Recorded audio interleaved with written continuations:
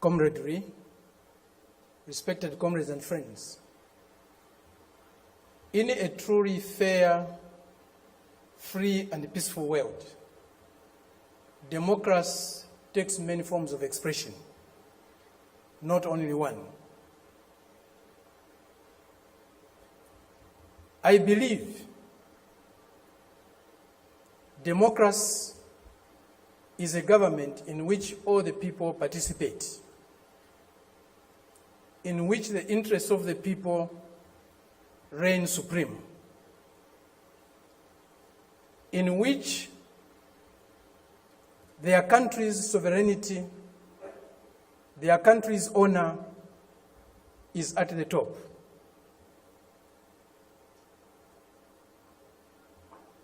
It seems that this month is a month of democracy discourse in the world. At the end of this month, there will be a conference in Lusaka, or a summit in Lusaka, Zambia, my country, led by the United States. They have come to Southern Africa to teach us democracy. A country that was opposed to our liberation, a country that supported colonial regimes, the apartheid regime in South Africa, the white racist minority regime in Zimbabwe, now Rhodesia, now Zimbabwe,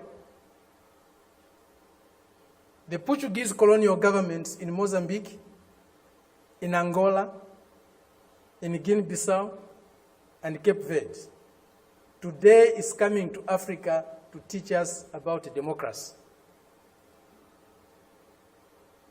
A country that has toppled so many governments in Africa, that has led so many coups in Africa and other parts of the world,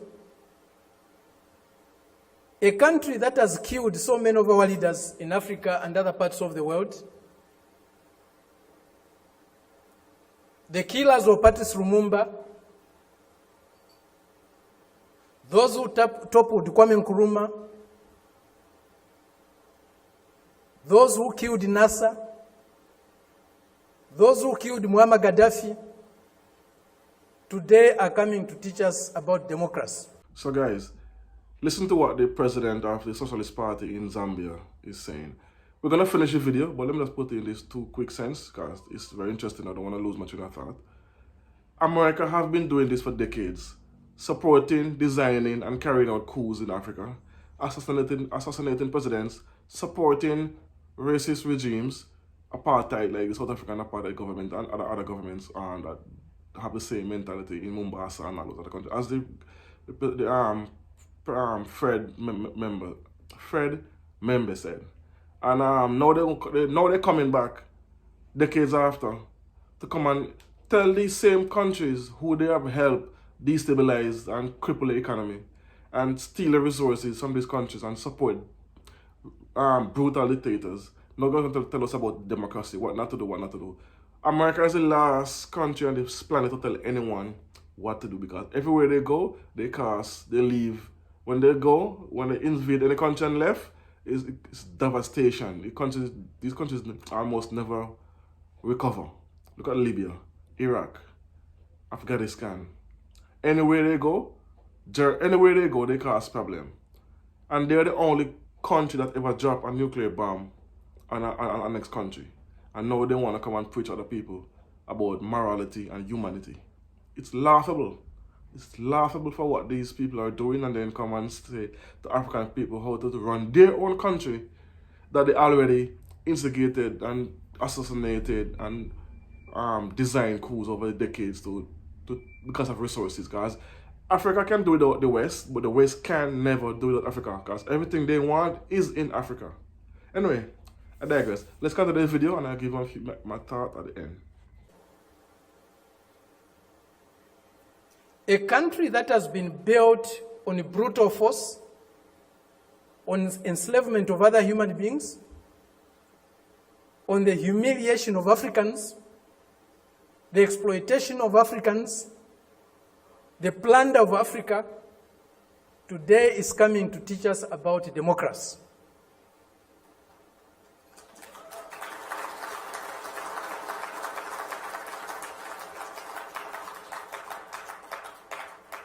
That's the arrogance, the imperialist arrogance, the racist arrogance that we are subjected to.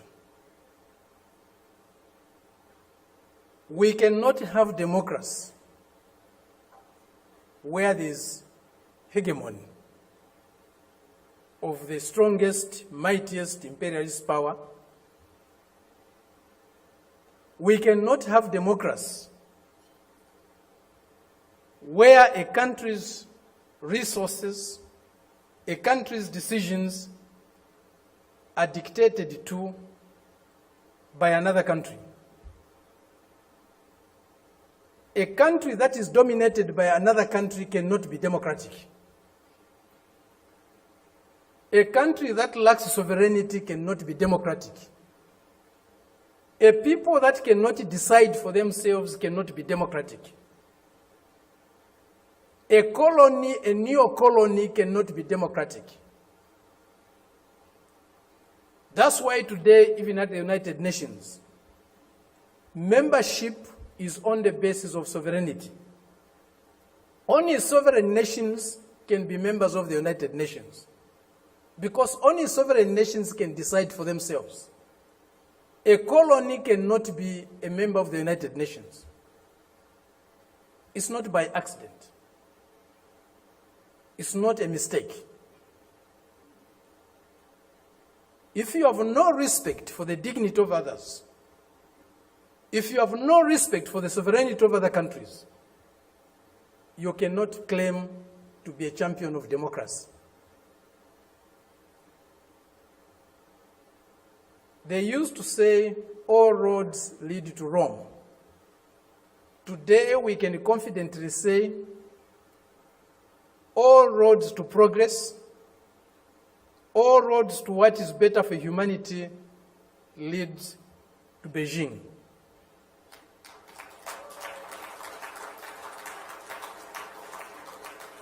This is a country, this is a people that have developed themselves, that has developed itself without colonizing any country in the world, without plundering any country in the world, without subjugating any people in the world.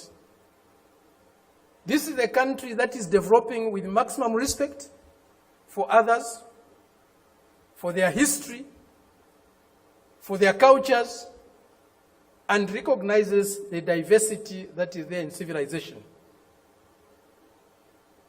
We were only taught one form of civilization, one form of modernization. That was the Western way. Westernness was a measure of how civilized, how modern you are. We reject that. We reject it because it's not correct. We reject it because it's undemocratic. We reject it because it's uncivilized to think of the world and of other people in that way. Today, they cannot accept the fact that China has caught up with them. China is about to surpass them in many areas of human endeavor. The imperialist arrogance is inhibiting them from accepting that reality. The racist arrogance is inhibiting them from accepting that reality. But the world is changing. The changes we are witnessing today, as President Xi said in Moscow recently, or the other day, they have never been seen in 100 years. They have shaped a world that they themselves today are scared of. And they have shaped a world that is not sustainable. Democracy, human development is not sustainable on the basis of plunder, on the basis of enslavement, on the basis of humiliating other people every day. That is a system we are seeing today a system that will not survive if plunder is eliminated, if subjugation of other peoples, other nations is eliminated, if inequality in the world is eliminated. That system will disappear. The only system that can survive and can endure for long is a system that is based on mutual benefit, win-win relationships, mutual respect for others, accommodation and tolerance of others, and fraternal love for all humanity. This is what we find in China today. This is what China's example is showing us. Indeed, all paths are different. There's no path that is the same, even if they are leading to the same destination. Each path has got its own characteristics. We are seeing that, we are learning that, we are experiencing that today with China.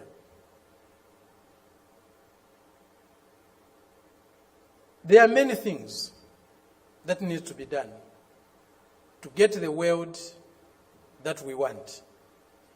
A more just, a more fair, a more peaceful world is possible, but it won't drop from the skies. We have to struggle for it. And as Fidel said, if we struggle, we'll win. Thank you very much. So guys, that's the end of the speech. So what do you think about that speech? He basically said everything I've been trying to say. And it's on a national platform. So you will never see this speech on any Western media.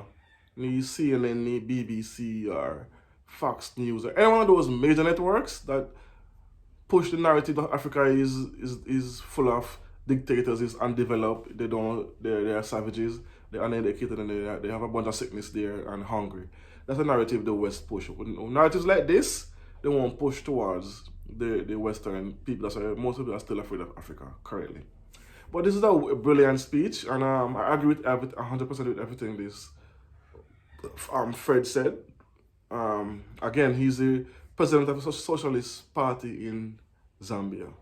And this was mind-blowing in the sense that this is what causing the West, not the West, well, the African continent now to elevate and to push back against the Western narrative, because they're not the moral police and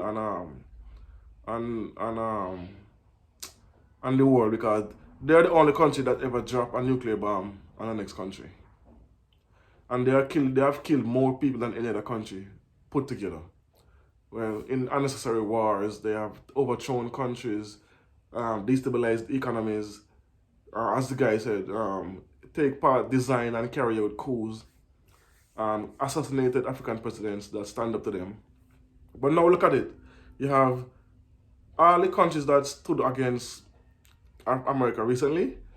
They try to sanction them, but they're losing that fight now, because with the help of Russia and China in Africa, they're actually helping the country infrastructure, growing. These economies right now are booming.